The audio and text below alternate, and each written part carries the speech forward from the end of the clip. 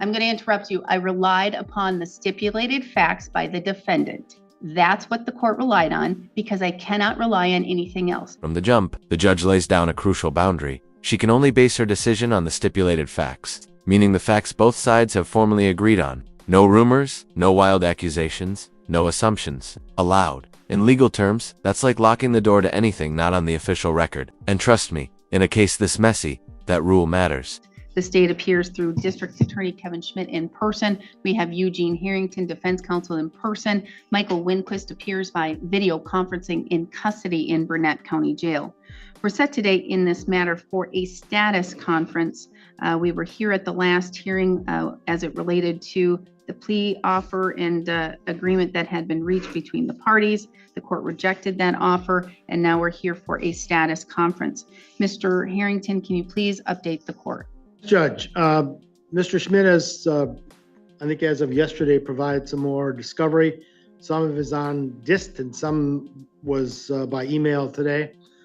We have continued to discuss potential plea, although At this point, you can almost feel the clock ticking. With trial prep looming, intentions building, the defense is clearly trying to salvage a new plea deal. But here's the problem. They're offering a slightly reworked version of the same deal the court already rejected. So you've got to wonder, are they negotiating in good faith or just buying time? given the trial date and the preparation necessary, we're getting at a point where we have to end that process. In any event, I proposed an alternative plea to Mr. Schmidt probably a couple weeks ago, and he'll correct me if my timing is wrong, where same plea as previous, amend count 1 to second degree, plead to felon in possession of firearm with respect to the shotgun, amend the count that relates to possession of a firearm, that being a pistol, amend that to allege possession of the firearm that was found in the kitchen cabinet, which was the victim's, that hadn't been charged, plus plead to misdemeanor possession of firearm while intoxicated. Mr. Schmidt's reply was, I don't think the judge will go for that. Why should she go for that if she didn't go for it before? We've had further discussions. Actually, over the last couple of days, Mr. Schmidt and I have exchanged some lengthy emails. Mr. Schmidt did mention the additional discovery that I haven't looked at yet. I have to do that, obviously. And we had another discussion yesterday where Mr. Schmidt is contemplating amending count 1 from attempted homicide to first degree recklessly causing injury. And I think I responded to that with an observation about the enhanced penalty from the original charge of second degree recklessly causing injury with a firearm enhancer. The court, Mr. Schmidt and I agree, the court made a mistake in its decision. The penalty for second degree recklessly causing injury with a firearm enhancer, the enhancer adds 5 years to that. So Maximum possible penalty of 12 and a half. 12 and a half. That's what I said, as I knew that. Oh, well, okay, then. I was well then aware. That isn't what we remember. In any event. It enhances it from 12 and a half to 17 and a half. That was the correction. Let's break down the sentencing math, because this part's easy to miss and absolutely massive. That firearm enhancer, it's not just legal jargon. It boosts the potentio sentence by 5 years. That's not a technicality, folks. That's a leap from a 12.5 year max to a 17.5 year max. For the defendant, that could mean losing half a decade more of freedom over one key detail. I think that's Okay, what- so from 12 and a half to 17 and a half, I think the maximum penalty for an F felony is 7.5 confinement, 5 years ES. The enhancer adds 5 years to the confinement portion, so it would be 7.5, 12 and a half Enhancer of the confinement, modifier? 5 ES. firearm modifiers. It does not. If the statute specifically says it does not increase it by any additional time if the underlying facts related to a firearm. No, it says, so first of all, second-degree reckless endangering safety is a Class F felony. Class F felonies, the imprisonment, you're right. It's 12 and a half years total. See, I did I it was correctly. mixing that up. So it increases it to 12 and a half. Exactly. What And the it, court is saying, though, about the essential element thing, possession of a firearm or possession of a dangerous weapon or use of a dangerous weapon is not an essential element of recklessly causing injury. no, but the underlying facts, what's the statute now? I don't have the modifier statute in front of me. Did you catch that moment? Nobody in the courtroom has the statute in front of them when even the legal pros are trying to recall sentencing rules from memory. It shows just how complex and fragile these negotiations can be. One wrong assumption could blow up the whole deal. It's like playing chess with the rulebook app. I don't have it in front of me either, Judge, but anyhow, you asked for the status. That's essentially where we're at. Mr. Schmidt and I are discussing. I met with Michael for just a couple minutes before this hearing. I've given him copies of the emails that Mr. Schmidt and I have exchanged. We're going to chat again. He's the one that ultimately makes the decision about this. My concern is,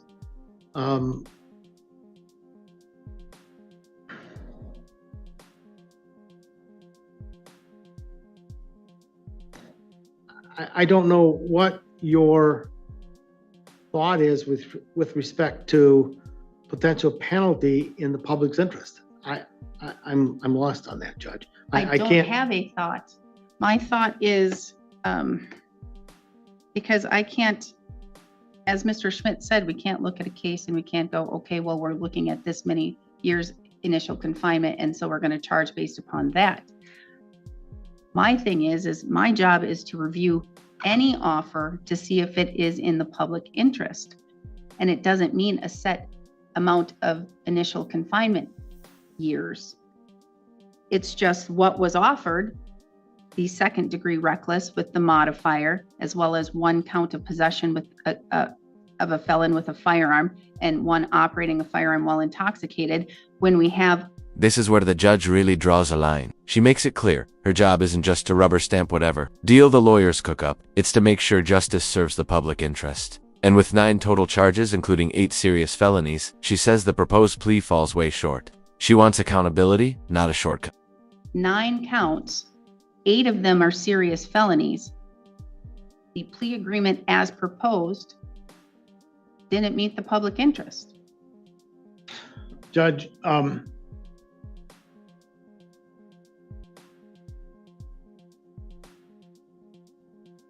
you're relying, as I recall, in rendering your decision, you're relying on the allegations of the complaint, which I must emphasize are allegations. I'm going to interrupt you. I relied upon the stipulated facts by the defendant. That's what the court relied on, because I cannot rely on anything else. The arguments from the state, as well as the stipulated facts from the defense, and believe me, I used word for word what was taken down by my court reporter.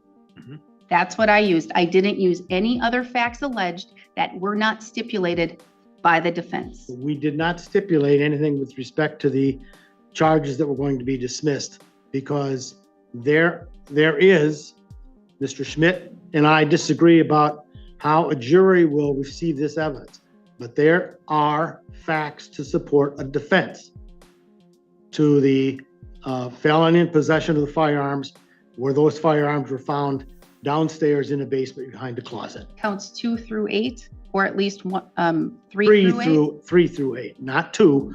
The whole plan is that Michael's going to plead guilty to the facts, to the crimes that the facts support. Now we've got 2 plea offers floating, both trying to avoid a trial, but neither sealing the deal. The defense wants fewer charges with a cleaner record. The prosecution wants a stronger message sent, the stakes. If they can't agree, this case is headed straight to a jury, and that's where unpredictability rules. Certainly count 1 as amended to second degree reckless. with the firearm enhancer. Count 2, possession of the shotgun as a felon.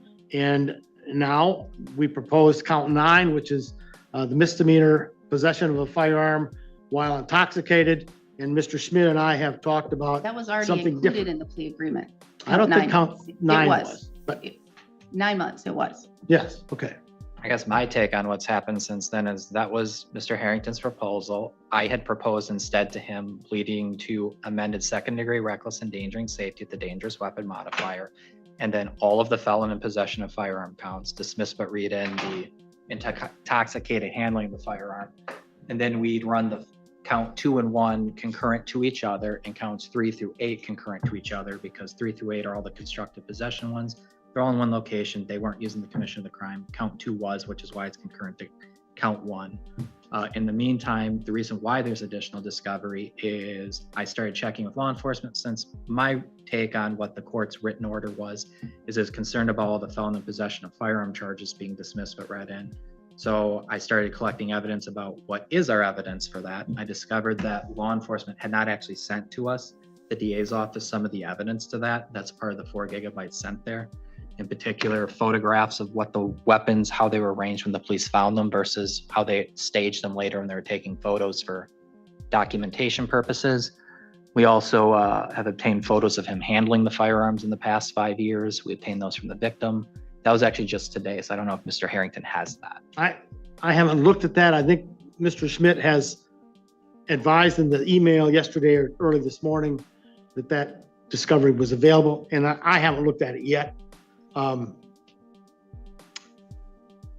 This right here might be a twist in the making. The prosecution says they've just received photos from the victim showing the defendant handling guns. That could turn into damning evidence, especially if the timeline lines up. But the defense hasn't even reviewed them yet. Talk about walking into a storm blindfold. Handling the firearms in the last 5 years, I don't think that OWI conviction felony is 5 years old though, is it? I can look it right up. It was 2022. I believe the oldest photo is 2023. But I have not looked at the photos myself. I'm just reiterating the summary of the photos from the investigator who told me about them this morning. And Mr. Harrington, to answer your question, the court has to look at what has been charged with the agreement that's been extended when I'm looking at the public interest. I don't know anything about your argument that none of those firearms were even able to be in Mr. Winquist's possession. I know nothing. I go off of what has been charged initially with the facts that I have stipulated to and with what was stated in the arguments. I did not have either one state at the arguments that counts 3 through 8 could not be proven beyond a reasonable doubt in front of a jury. And my position is there's a real question about that. There are defensible facts to counts 3 through 8. And my position always has been that Michael admits count 2 certainly, count 1 as proposed to be amended, and would admit count 9. Those. Then it is what it is, and a jury can decide. You said that there are defenses. You can argue the defenses to the jury. The jury is the impartial body who looks at the evidence, who bases the testimony and determines credibility. I know what the jury does. Exactly. That's what it is. And if you are indicating that there are defenses to 3 through 8 possessions of firearms by a felon, when there have been no statements to the court that there were not firearms for counts 3 through 8, then you argue it to the jury.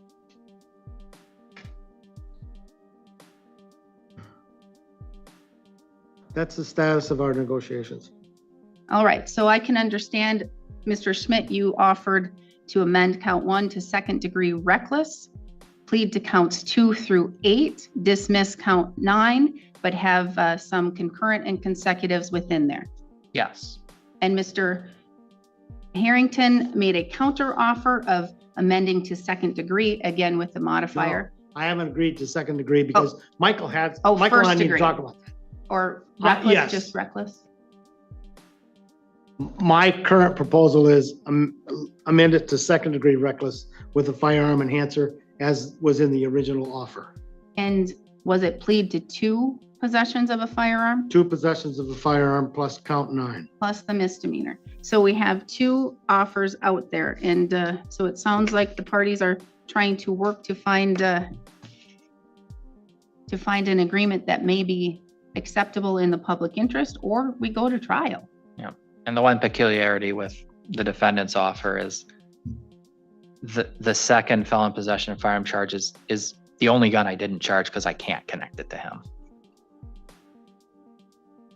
The count 8, No, it's not charged. It's Oh, a it's gun not that's not charged. referred in the complaint at all. not even referred to in the complaint. So That's the what one I'm that getting at. cannot be connected to him, the one that was found allegedly in the kitchen that was perhaps owned by the victim, is not charged. Wait a second. The defense is offering a guilty plea to possession of a gun that isn't even mentioned in the official charges. That's a head scratcher. Either it's a strategic distraction or a desperate attempt to offer something the court will accept. Either way, it tells us one thing. The defense knows the current proposal isn't working. Okay. See, now I'm having a better understanding of this case and the facts. As you stated, I have what is alleged in the criminal complaint, the stipulated facts by defense, and the arguments that were presented to the court at the hearing. That's all I have available to me to determine whether or not the plea agreement is appropriate for the public. And I do think the agreement I proposed is consistent with the public interest, the one I've articulated today with the additional counts. All right, so that's where we are. We have final pretrial September 4th at 1 o'clock.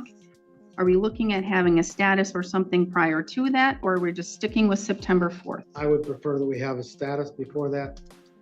Your August 14th date?